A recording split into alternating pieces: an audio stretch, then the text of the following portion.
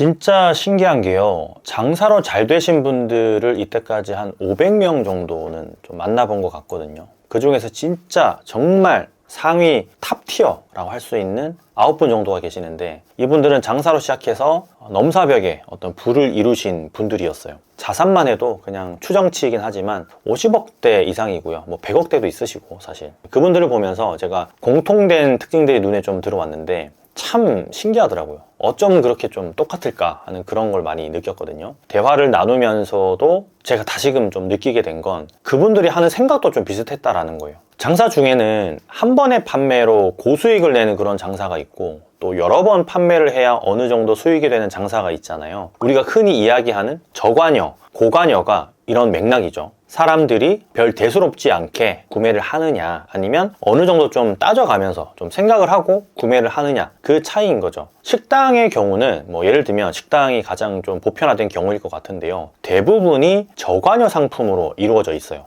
물론 하이엔드, 파인다이닝은 뭐 1회 구매 금액이 거의 뭐 50만원, 60만원이 넘어가기도 하지만 이건 조금 일반적이진 않으니까 제가 제외를 좀 해둘게요. 동네 식당에서는 저관여일수록 재구매가 많이 일어나겠죠. 가령 우리가 늘상 쉽게 접하는 만원대의 음식, 이건 저관여의 상품이 되는 거죠. 그런데 장사로 부자가 된 사람들과 좀 대화를 하면서 느낀 게, 이 1만원짜리를 팔기 위한 방법이 거의 다 비슷했다라는 거예요. 그러니까 1만원짜리를 팔기 위해서 4, 5만원을 그냥 막 써버린다라는 거죠. 이해되세요? 좀 웃기지 않나요? 신기하지 않나요? 5배, 4배 정도를 손해를 보면서 이걸 팔고 있었어요. 다만 이 손님의 유형이 우리 매장과 결이 딱 맞는 손님이라면 앞으로 1년, 2년, 3년 동안 단골이 될 수 있다라는 확실한 믿음이 있으시더라고요. 제가 갈비찜으로 건물까지 2채나 올리신 분인데, 이 사장님은 계산을 이렇게 하더라고요. 되게 신기했어요. 1만원의 마케팅비를 들여서 한 손님을 오게 하고, 이 손님이 매장에 오면 2만원짜리 갈비찜을 팝니다. 그리고 4만원을 되돌려줘요. 어떤 느낌인지 아세요? 이게 매장에 왔을 때 3만원, 그리고 계산하고 갈 때 만원 이렇게 되돌려줍니다. 그러면 무조건 다시 온다라는 거예요. 여기서 핵심은 진짜 이걸 뭐 현금으로, 돈으로 돌려주는 게 아니라 가치로 전환해서 돌려주는 거예요. 다시 오게끔 할 때에는 진짜 현금성으로 뭐 만원의 포인트를 준다거나 쿠폰을 주긴 하는데, 매장에서는 그 3만원에 되는 가치를 다른 걸로 준다는 거죠. 즉 5만원 정도 투자해서 한 사람의 손님이 먹고 가게끔 세팅하는 거죠. 결국 1년 평균의 어떤 고객 생애 가치를 따져보면 1인당 120만원가량이라서 손해보는 장사가 아닌 셈이 되는 거예요. 여기서 말하는 그 고객 생애 가치는 라이프타임 밸류거든요. LTV라고 해서, 마케팅 공부를 조금이라도 하신 분들은 뭐 알고 계신 개념일 텐데 어떤 의미인지, 한 명의 손님이 가게와 관계를 유지하는 동안 발생시키는 총 매출을 뜻해요. 예를 들면 뭐 스타벅스의 사이렌 오더, 넷플릭스의 어떤 구독 모델, 미국 아마존의 프라임 멤버십, 대한항공 마일리지, 쿠폰의 와우 멤버십, 모두가 같은 이론이에요. 큰 회사들은 이렇게 다 단기적 판매보다는 손님과 장기적 관계 형성에 집중을 하고 있어요. 충성도를 높이는 거죠. 그 와이즐리라는 곳 아시는지 모르겠는데요. 구독형 면도기 서비스를 하는 곳이거든요. 고객 생애 가치를 아주 극대화한 케이스로 진짜 유명합니다. 여기는 엄청 큰 회사는 아니거든요. 작은 브랜드예요. 이 브랜드는 재구매 고객을 대상으로 무료 배송, 그리고 신제품 선물 같은 혜택을 계속 제공을 하면서 충성 고객을 꾸준히 확보를 해요. 또한 이 카카오톡 채널 마케팅을 활용해서 구매 전환율을 극대화하고 있고요. 예를 들면 카카오톡 채널에 추가된 친구, 손님들이죠. 이분들한테 맞춤형 프로모션을 제공해서 이렇게 카톡을 보내는데, 이게 재구매를 유도하는데 한 번의 메시지로 약 2,400만원 정도의 매출을 평균 올린다는 얘기가 있어요. 어마어마하죠. 이 카카오톡 채널을 활용하는 곳들이 늘어나면서 이런 사례는 계속 많아지겠죠. 앞으로도 식당을 하시는 분들도 이 카카오톡 채널을 요즘에는 많이들 활용을 하고 있고요. 뭐 거의 상위 한 10% 정도밖에 되진 않지만, 오래전에 제가 올린 그 콘텐츠 중에 롯데마트 통큰치킨, 그건 얼마나 남을까라는 그런 영상이 있었는데 기억하시는지 모르겠어요. 진짜 오래된 영상인데, 자칫하면 마이너스가 되는 상품, 롯데마트에서 맞는 이유는 딱 한 가지밖에 없어요. 흔히 이야기하는 미끼 상품이에요. 미끼 상품. 그러니까 손님 트래픽을 이렇게 매장으로 발생시키는 그런 수단이었다라는 거죠. 아마 롯데 내부 관계자들은 이런 데이터를 아마 가지고 있을 겁니다. 통큰 치킨 한 마리가 팔릴 때마다 롯데마트를 내방하는 손님들에 대한 어떤 트래픽의 변화와 매출 추이, 또 아니면 통큰 치킨 한 마리에 대한 원가 비율 대비 미끼 상품으로서의 어떤 객관적 가치, 치킨이라는 트래픽 유발 상품을 결정하게 된 전략적인 이유, 뭐 등등등 이런 다양한 데이터를 가지고 있을 거예요. 그게 아니고서는 통큰 치킨을 판매할 이유가 없거든요. 요즘은 이마트에서 판매하는 그 어메이징 완벽 치킨이라고 아시죠? 뭐 드셔보신 적이 있으신지 모르겠지만 이게 유행을 하기 시작을 했는데 이미 유행을 했고 지금도 잘 팔리고 있는데 이 가격이 무려 6,480원밖에 안 됩니다. 국내산 8호 닭이고요. 쌀가루랑 15종의 향신료가 다 들어갑니다.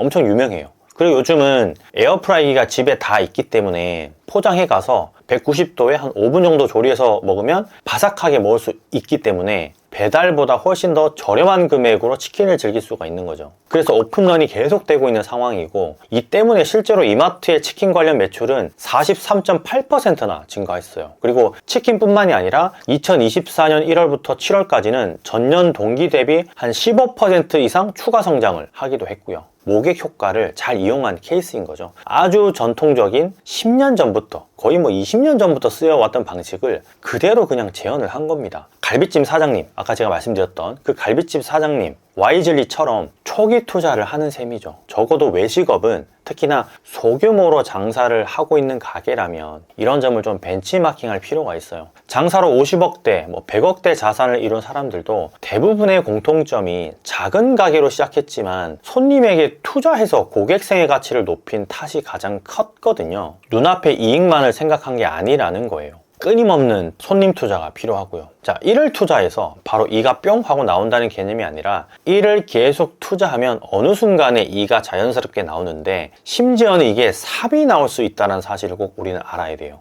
그 있잖아요. 프랜차이즈 회사들이 하나같이 홈페이지에다가 수익성 분석해 놓은 표를 다 올려놓잖아요. 이게 왜 이렇게 하냐면 예비 가맹점주님들에게 만족감을 주기 위해서 그렇게 하는 거거든요. 그러니까 그들이 원하는 거는 10원 단위까지 당장에 얼마를 투자하면 얼마가 벌리는지가 궁금하거든요. 예비 창업자들은 돈 넣고 돈 먹기 게임으로 생각을 하거든요, 보통. 그래서 그 니즈를 충족시켜주기 위해서 프랜차이즈 본사에서도 그렇게 표를 계속 보여주는 거예요. 인간이 기본적으로 이걸 좋아하는 이유가 보상 시스템 때문이거든요. 간헐적 강화라고 해서 이 보상이 조금 불규칙하게 주어질 때 인간은 그 보상에 대해서 도파민이 생성되기 때문에 예를 들면 뭐 슬롯 머신이나 랜덤 상자 이런 거를 좋아하게끔 뇌가 그렇게 이미 구성이 되어 있어요. 그러다 보니까 프랜차이즈 본사에서는 약간 그런 식으로 바라보는 경향들에 있는 예비 창업주들을 만족시켜주기 위해서 그런 표를 계속 보여주는 거죠. 얼마를 투자하면 얼마를 벌 수 있다. 대박 아이템이다. 이런 식으로 말이에요. 도깨비 방망이처럼 뭐 뚝딱해서 나오는 결과물이 아닌데 1억 투자하면 한 달에 500만 원 벌 수 있어? 없어? 이런 식으로 흘러가는 거예요.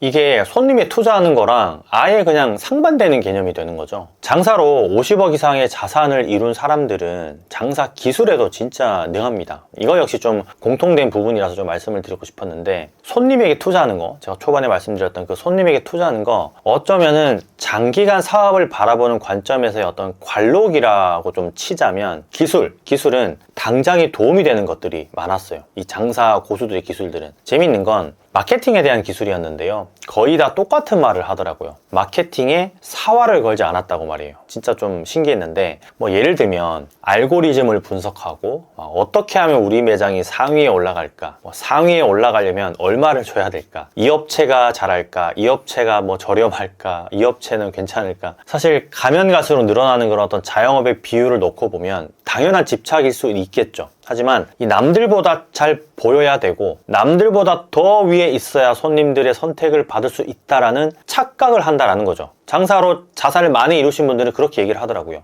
노력이 많이 들어가는 부분인데 장사라는 게 마케팅만 온갖 정신을 쏟아보면 균형에 맞지 않는 장사를 할 수밖에 없다라는 거예요. 요즘 젊은 예비 사장님들을 만나보면 장사로 좀 부를 이루신 분들하고는 거의 다 정반대의 기술로 장사를 하려고 하는데요. 본인이 마케팅에 일가견이 있기 때문에 자기는 마케팅을 막 하고 직원들을 잘 굴려서 식당을 운영하려는 그런 포부를 가지신 분들이 좀 많더라고요. 특히 젊은 사장님들일수록 이제 온라인 강의 같은 걸 좀 많이 보고 뭐 블로그 마케팅, SNS 마케팅, 플레이스 마케팅 이런 걸 막 다 배워가지고 아주 자신만만해 하죠. 근데 탁 까보면 결과는 그리 좋지 못합니다. 장사로 성공한 사람들은 마케팅도 마케팅이지만 균형을 잘 이루거든요. 직원과의 관계도 가장 중요시하는 걸 제가 좀 자주 목격을 했는데, 직접적인 마케팅보다는 간접 마케팅에 능했어요. 역시나 그 고객 생애 가치를 높이는 마케팅에 치중한다는 것에는 좀 다들 공통점이 있더라고요. 제가 오래전에 아주 흥미롭게 읽은 책 중에 나는 열쇠평 대박집 사장이다 라는 책이 있거든요. 이미 몇 번이고 제가 소개를 해드린 적이 있는데 좋은 내용들이 많아요, 그 책 안에. 이 책을 쓴 사람 역시 장사로 큰 부를 이룬 사람인데요. 뭐랄까 좀 기술보다는 장사의 진짜를 알려주는 내용들이 많이 들어있다고 해야 될 것 같아요. 2016년도에 출간한 책이니까